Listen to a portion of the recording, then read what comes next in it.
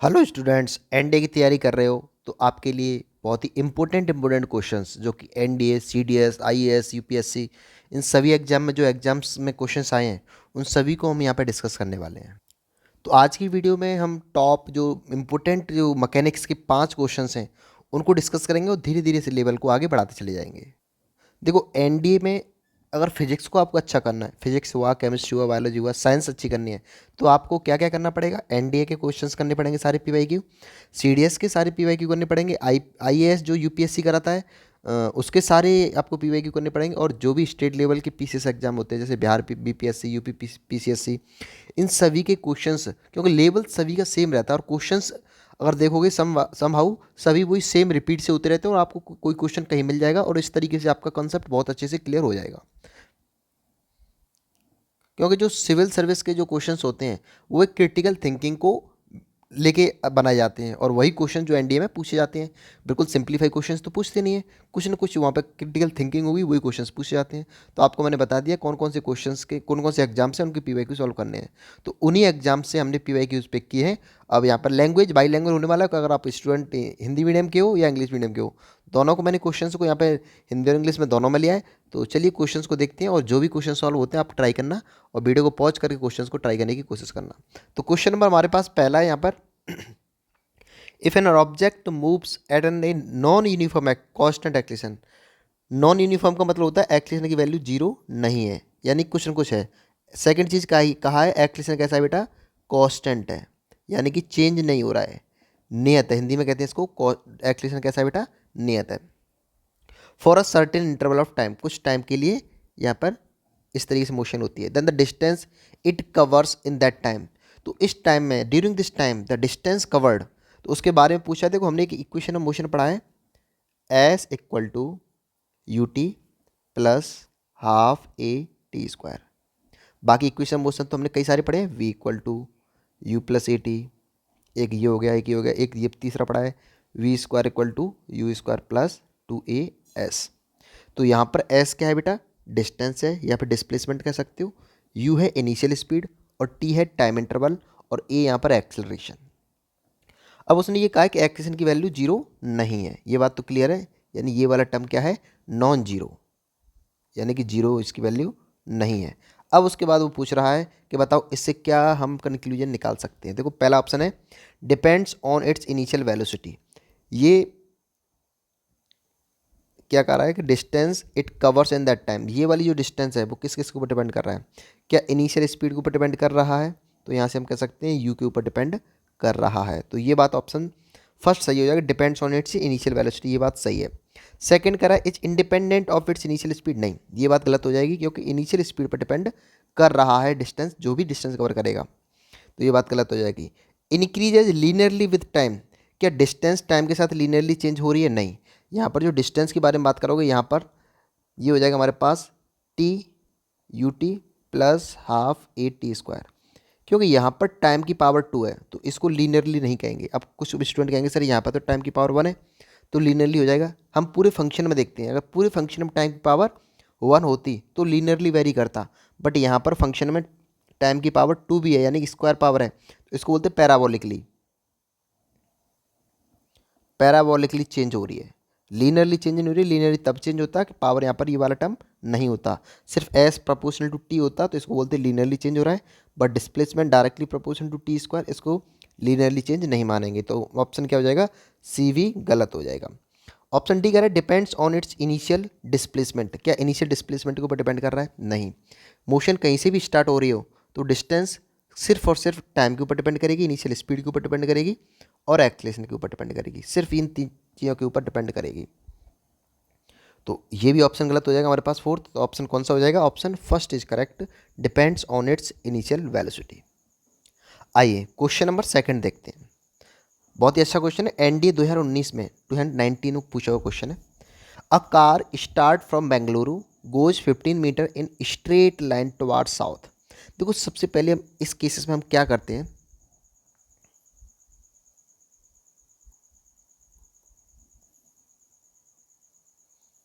ये हमारे पास हमने एक्सेस बना ली, इसको मान लेते हैं हम ईस्ट, इसको मान लेते हैं वेस्ट, इसको नॉर्थ और इसको साउथ।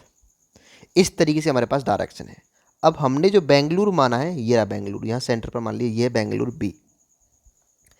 एक कार बेंगलुरु से स्टार्ट करती है, goes 50 metre in straight line toward south. South किधर है बेटा, ये रहा, इधर चलेगी कार। कितना जा रहा है, 50 मीटर, 50 मीटर स्ट्रेट जा रहा है, स्ट्रेट लाइन में, ठीक है।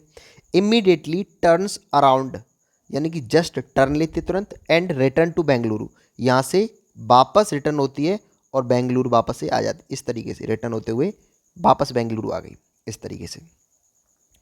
The time taken for this round trip is 2 hours, यानी कि इसमें जो टाइम लग रहा है बेटा वो कितना लग रहा है, 2 आवर का समय लग रहा है, 2 आवर्स का समय लग रहा है, 2 घंटे का समय लग रहा है। The magnitude of the average velocity of the car for this round trip, यानी कि हमको क्या निकालना है बेटा, एवरेज वेलोसिटी निकालना है हमको। ध्यान रखना, एवरेज वेलोसिटी का फॉर्मूला होता है कि total displacement upon total time. Hindi में कहते हैं कुल विस्थापन बटे कुल समय को हम क्या कहते हैं, एवरेज, यानी कि औसत वेग कहते हैं। क्या बात इतनी सी क्लियर है। अब हमको ये चीज़ समझनी चाहिए कि अगर हमारे पास एवरेज स्पीड के बारे में बात करता, वो किसके बारे में बेटा, एवरेज स्पीड, यानी कि औसत चाल के बारे में बात करता, तो यहाँ पर हम टोटल डिस्प्लेसमेंट की जगह पर हम लेते हैं यहाँ पर total distance upon total time, कुल दूरी बटे कुल समय लेते। बट पूछ क्या रहा है वो, एवरेज वेलोसिटी, औसत वेग। तो औसत वेग में यहाँ पर डिस्प्लेसमेंट आता है। और डिस्प्लेसमेंट बेटा होता क्या है ये समझ में आना चाहिए। डिस्प्लेसमेंट होता है कि सपोज करो ये ए पॉइंट है और ये बी पॉइंट है, तो पार्टिकल कहीं किसी भी पाथ पर मूव करते हुए जाएगा, बट डिस्प्लेसमेंट हमेशा इनिशियल एंड फाइनल पॉइंट के बीच का जो स्ट्रेट लाइन में गैप होता है उसी को डिस्प्लेसमेंट कहते हैं। तो ए से लेके बी तक बेटा अगर हम बात करेंगे तो ये क्या आ गया, ये आ गया डिस्प्लेसमेंट, यानी कि विस्थापन। पार्टिकल कहीं भी होके गया हो, किसी भी पाथ पर होके गया हो, केवल इनिशियल एंड फाइनल पोजीशन पर डिपेंड करता है, और इनिशियल और फाइनल पोजीशन के बीच का मिनिमम गैप ही होता है। अगर कोई पार्टिकल बी यानी बेंगलुरु से स्टार्ट करके वापस बेंगलुरु पर आ गया, तो बताओ इनिशियल पोजीशन और फाइनल पोजीशन के दोनों के बीच का गैप कितना हो जाएगा बेटा, 0। तो जो डिस्प्लेसमेंट हो गया हमारे पास 0, तो एवरेज वेलोसिटी निकालेंगे तो डिस्प्लेसमेंट 0, टाइम कितना भी हो तो यहाँ पर डिवाइड करेंगे तो 0 ही आ जाएगा। तो कितना हो जाएगा बेटा एवरेज वेलोसिटी, 0, यानी कि ऑप्शन ए इज करेक्ट। ये एनडी 2019 का क्वेश्चन है, तो आसान सा ही क्वेश्चन था, बट आपको डिस्प्लेसमेंट पता होना चाहिए और एवरेज वेलोसिटी पता होना चाहिए। क्वेश्चन नंबर है 3, ये एनडीए 2021 में पूछा हुआ क्वेश्चन है। Work is set to be 1 joule when a force of, किसी कार्य को 1 जूल कब कहा जाता है जब फोर्स कितना होना चाहिए। देखो पहले ये पता होना चाहिए वर्क डन बेटा क्या होता है। वर्क डन होता है force into displacement into cos theta, ठीक है। अच्छा, कॉस थीटा यानी डायरेक्शन के बारे में कुछ नहीं कहा गया है, तो हम वर्क डन डायरेक्टली मान सकते हैं किया गया कार्य। बल यानी कि फोर्स इनटू डिस्प्लेसमेंट यानी कि विस्थापन, डिस्प्लेसमेंट यानी कि विस्थापन, दोनों का क्या होता है बेटा, मल्टीप्लीकेशन होता है वर्क डन। अब 1 बाई 1 देखते हैं वर्क डन किस में 1 जूल आ रहा है। तो यहाँ से देखो फर्स्ट ऑप्शन में वर्क डन कितना है बेटा, ए ऑप्शन की बात करते हैं। वर्क डन निकालेंगे तो फोर्स कितना है 4 न्यूटन, तो हमने 4 पुट कर दिया। डिस्प्लेसमेंट कितना हुआ है 25 सेंटीमीटर, 25 सेंटीमीटर को मीटर में कन्वर्ट करेंगे तो 100 का डिवाइड करना पड़ता है बेटा, तो ये हो गया 100 अपॉन 100, कितना आ गया 1। यूनिट क्या होती है बेटा वर्क डन की, जूल। तो ऑप्शन फर्स्ट यहाँ से डायरेक्टली देखा जाएगा तो वर्क डन कितना हो रहा है 1 जूल, ऑप्शन 1 में 1 जूल आ रहा है। अच्छा सेकंड को भी चेक करके देखते हैं हम 2 newton moves on an object by 1 metre. अच्छा वर्क डन निकालेंगे तो फोर्स कितना है 2 न्यूटन, ठीक है। डिस्प्लेसमेंट कितना है बेटा 1 मीटर, ठीक है। तो वर्क डन कितना आ गया 2 जूल, जो कि पूछा क्या था 1 जूल के लिए, तो ये ऑप्शन गलत हो जाएगा। ऑप्शन सी के बारे में बात करेंगे कि 1 Newton moves on an object 1 centimetre, तो वर्क डन निकालेंगे फोर्स कितना है बेटा 1 न्यूटन, डिस्प्लेसमेंट कितना है 1 सेंटीमीटर, मीटर में कन्वर्ट करेंगे तो 100 से डिवाइड कर देंगे तो ये आ जाएगा 0.01 जूल, जो कि हमसे 1 जूल पूछा था ना कि 0.01 जूल, तो ये भी गलत हो जाएगा। ऑप्शन डी के बारे में बात करेंगे कि 1 Newton moves on an object by 50 centimetre, तो वर्क डन निकालेंगे तो फोर्स कितना है बेटा 1 न्यूटन, ठीक है। डिस्प्लेसमेंट कितना है 50 सेंटीमीटर यानी 50 अपॉन 100, तो ये कितना आ जाएगा 0.5 जूल। जो कि ये भी पॉसिबल नहीं है। तो ऑप्शन कौन सा हो जाएगा? Option first is correct answer. ये एनडीए 2021 में पूछा हुआ क्वेश्चन है, इस तरीके से निकालना है।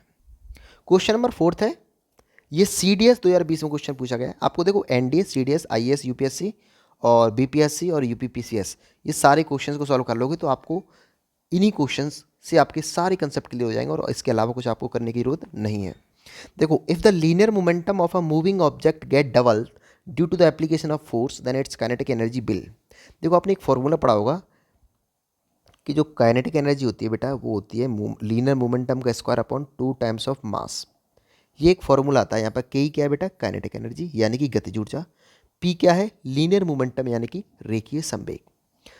एम क्या है बेटा? मास यानी कि द्रव्यमान। अब देखो, उसने क्या कहा है? If the linear moment of a moving object get double, पहले पी था, अब डबल कर दिया, मतलब 2 टाइम्स ऑफ पी हो गया है।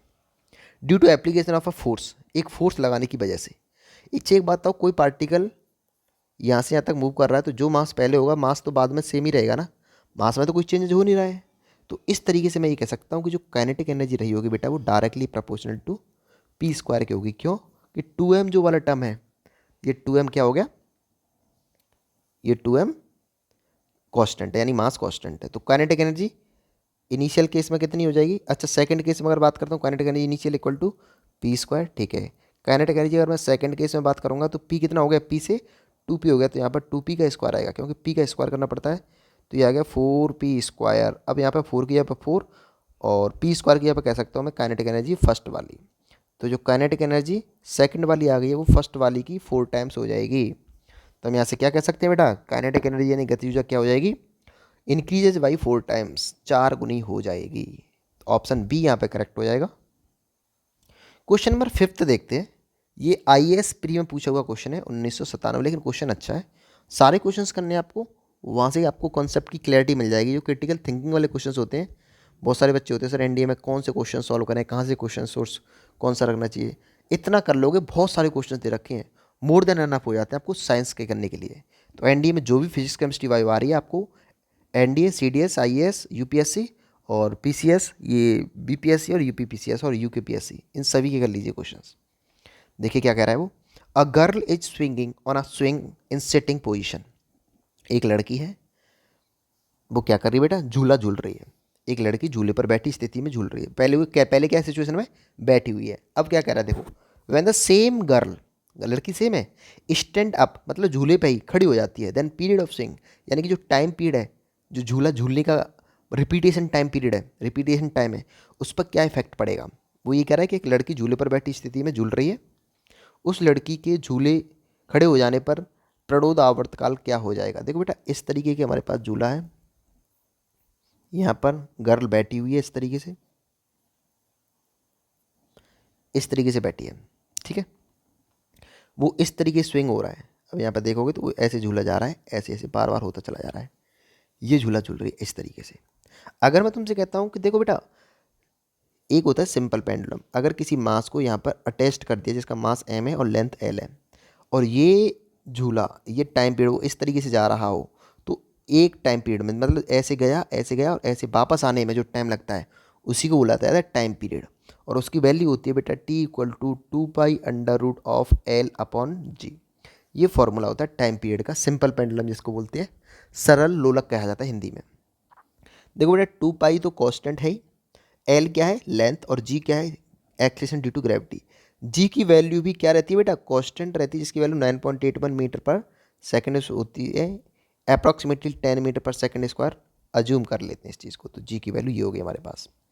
अब यहाँ से एक बात बताओ, जी की वैल्यू कांस्टेंट, 2π की वैल्यू कांस्टेंट, जो टाइम पीरियड होगा वो directly proportional to root of L के होगा कि नहीं।